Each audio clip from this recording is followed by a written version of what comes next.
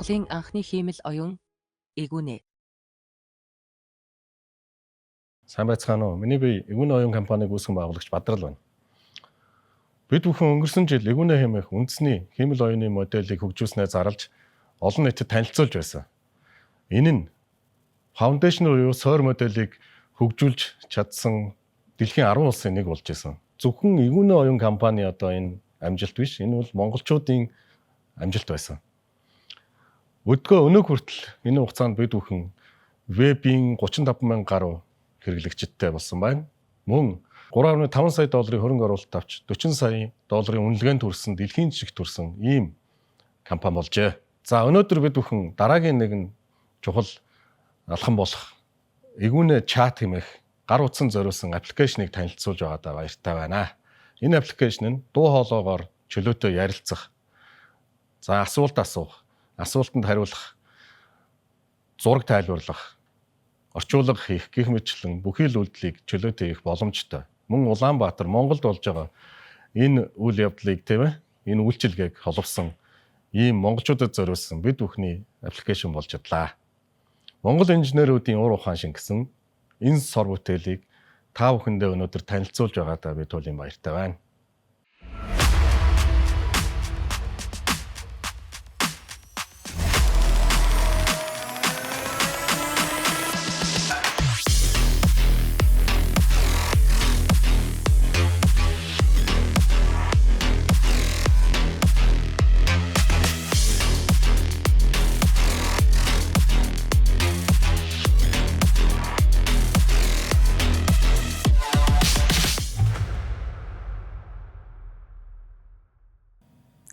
Аппликейшнийг танилцуулсан Бадрал захиралтай баярлалаа. Би Игүнэ оюун компани PR маркетингийн менежер Игшиглэн байна.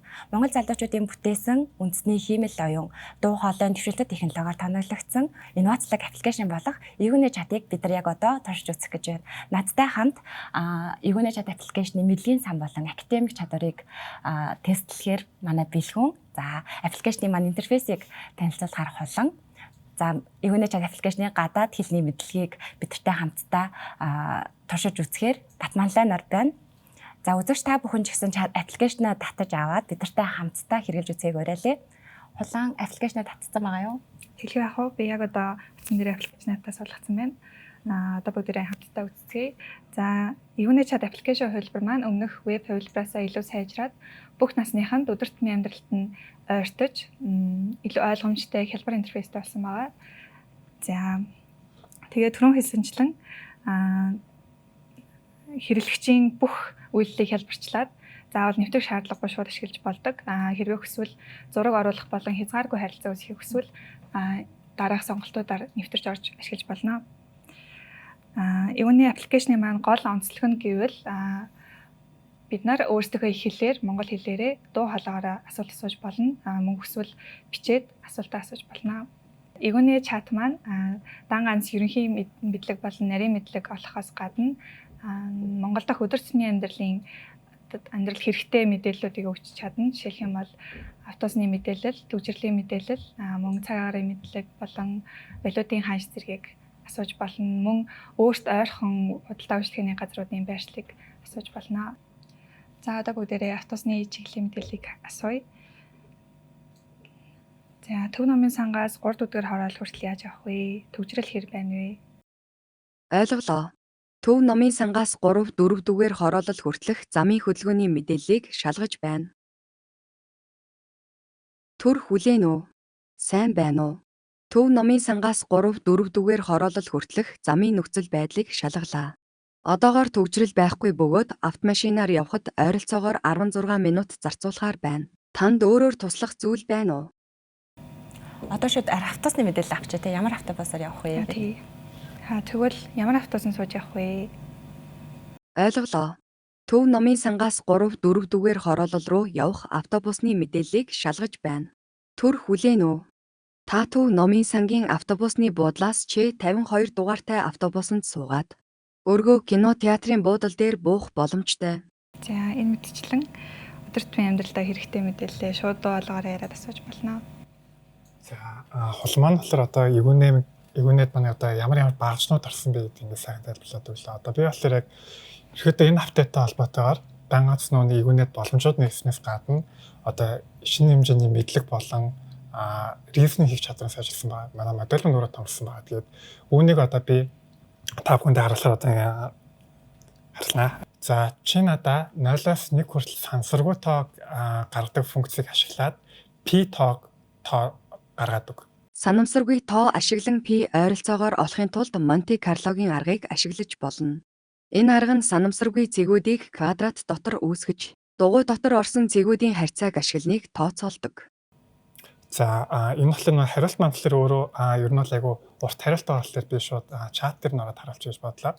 За яг энэ бодлого маань өөрөө хүүхдээс яг дангаас нэг программын чадвараас гадна хайрцагаас задгаас сэтгэхдээ одоо яаж энийг зүйлийг ашиглаад би одоо тойрогтой холбоотой P-то гаргаж авах вэ гэдгийг ингээд бодуулдаг айгу тийм сонин юм итгээд асуулт байгаа юм л да. За тэгээд энэ маг болохоор одоо манай эгүүнэ модель маань дан ганцыг нэг зөв бодоод зогсохгүй яаж бичих кодын бичих өгөөд ингэж хийж болох юм аа гэдэг. Ер нь бол яг одоо хэр баргийн хүний ингэ бодоод байдгүй яг ингэ ажлын ярилцсан дээр бодоод байж чаддгүй тийм бодлыг зүгээр ингэ над хэдэн секунд дотор ингэ бодоод гэж байгаа. Хамгийн сүүлд нь одоо нэг хүн ингэ юмыг ойлгоно гэж буцаад хүн тайлбарлаж чадна гэсэн. Тэгэхээр одоо би 5 настай хүүхдэд юмыг тайлбарлаж өгнө гэхийн тулд би тухайн сэдвийг аягүй сайн ойлгосон байх хэрэгтэй. Тэгээд надаас аягүй хэмжээний ухаан шаардах хэрэгтэй тийм үү.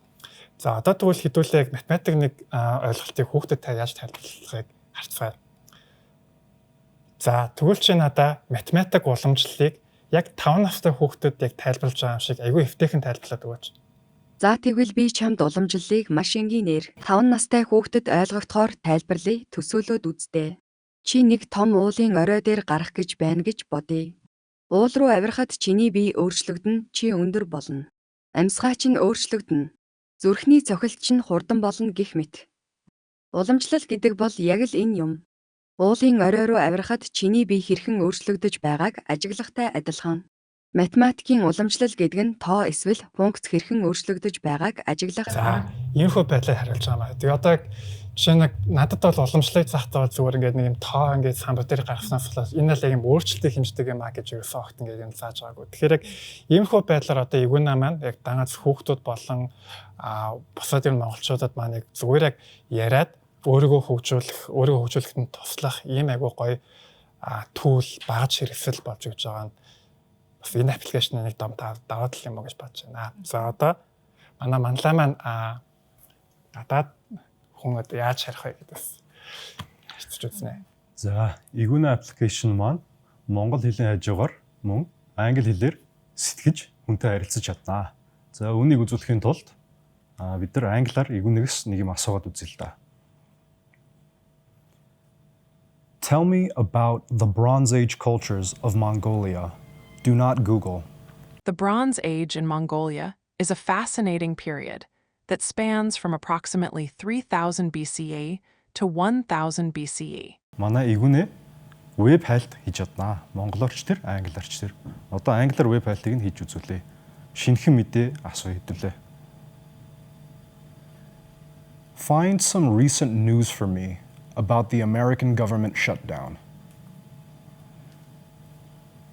За, ойрын үед Америкийн засгийн газар санхүүжүүлэлтэд баталж чадахгүй байгаагаас үүдлээд ерөнхийдөө ингээд үйл ажиллагаа нь зогсоод байгаа.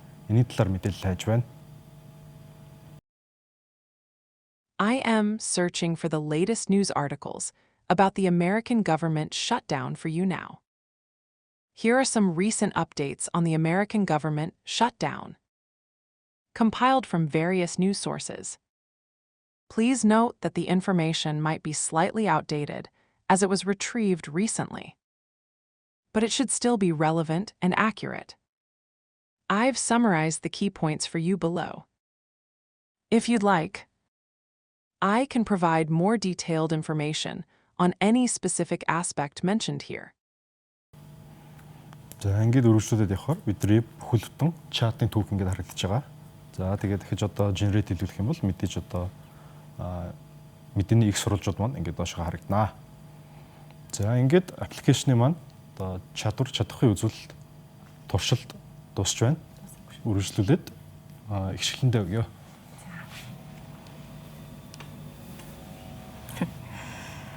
За багийнхандаа маш их баярлалаа. За миний хувьд ажил мэргэжлийн онцлогоос шалтгаалаад ерөнхийдөө эгүүний аппликейшны яг энэ монгол хэлний найруулга зөв өдөр тутамдаа маш их ашиглаж байгаа. За жишээлх юм бол нөгөө сошиал хуудас хөтлөж байгаа. За ямар нэгэн контент оруулаа гэж бодоход тайлбар буюу description хэсгийг нь болохоор ерөнхийдөө эгүүнээс асуучдаг. Тэр би болохоор одоо жишээ болгоод өнөөдөр гадаа айгуу гоё цас орсон өдөр байлаа гэж бодъё. Тэгээд энэ цас орсон өдөрт зориулаад ямар мэдчилгээ хэлж өгөх юм бүгд хамтдаа турш үзье. Цас орсон өдөрт тохирсон хөгжилтэй мэдчилгээ хэлж өгөөч. Цас орсон өдөрт тохирсон хөгжилтэй мэдчилгээ цас бударч. Инээд цацарсан сайхан өдөр байна да. Цасан ширхэг бүрэн аз жаргалын од шиг гялалзарч. Сэтгэлд чинь дулаан бэлэглэх болтугай. Цасан дээр гутлаа норгоод. Цасан хүн хийгээд. Цасан дунд инээд алдаарай. За би бас дараагийн одоо нөгөө нэг эгүүнээ маань дөнгөж сайхан манай багийнхны танилцуулсан шиг ер нь хамгийн гол гарч байгаа шалтгаан юу вэ гэхээр монголчуудын боловсролын хүртээмжтэй байдлыг нэмэгдүүлэх зорилготойгоор гарсан. Тэгэхээр бүх төрлийнхаа мэдээллийг бид нар авах боломжтой. Үүнээс гадна би тэгэхэд зөвхөн нөгөө сэтгэл зүйн асуудлууд те яг одоо надад тохирч байгаа яг энэ зөв үү буруу гэж эргэлзэж байгаа бүх төрлийнхээ асуултуудыг асуугаад харилцах юм бүрэн боломжтой байгаа. За мөн хүний нөөцийн дутагдaltaй холбоотой бид нар ажлын байрны зарим нэгэн ажлуудыг хөнгөвчлөх юм боломжтой. Тэгэхээр би хамт одоо эгүүнээс нэг мэргэжлийн асуулт асуугаад үзье. Ном бичсэн гэж төсөөлөөд тэр номынхаа маркетингийн ажлыг яаж хийх вэ гэдэг эгүүнээс асууя. Эгүүнээ номны маркетингийн ажлыг яаж хийх вэ? Эгүүнээ номын маркетингийн ажлыг амжилттай хийхийн тулд дараах алхмуудыг дагаж болно. 1. Зорилттой уншигчдыг тодорхойлох номын төрөл. Сэдэв. Зохиогчийн онцлогт тохирсон уншигчдын бүлгийг тодорхойлно. Жишээ нь залуучууд, эцэг эхчүүд, оюутнууд гэх мэт. 2. Номын онцлогийг тодруулах номын гол санаа. Давуу тал. Уншигчдад өгөх үн цэнийг тодорхойлж. Маркетингийн мессеж боловсруулна. Гэх мэтчлэн бид нарт сая номын маркетингийг хийх хэдэн арга зааж өгсөн байна хараад байгаа. 9-10 үр дүнтэй аргуудыг зааж өгсөн байна. Тэгэхээр богино хэмжээний маркетингийн ажлын төлөвлөгөө тэгээд ямар нэгэн үйл ажиллагаа зохион байгуулах байгаа бол эхлээд эгүүнээс асуугаад тасал заах бүрэн боломжтой байгаа. Монгол инженеруудын монголчууд зориулсан бүтээсэн хэмэл оюунд эгүүнээ чад аппликейшнаа татаж та бүгд маань өдөр тутмын амьдралдаа ашиглаарай. Хэрэглээлгээрээ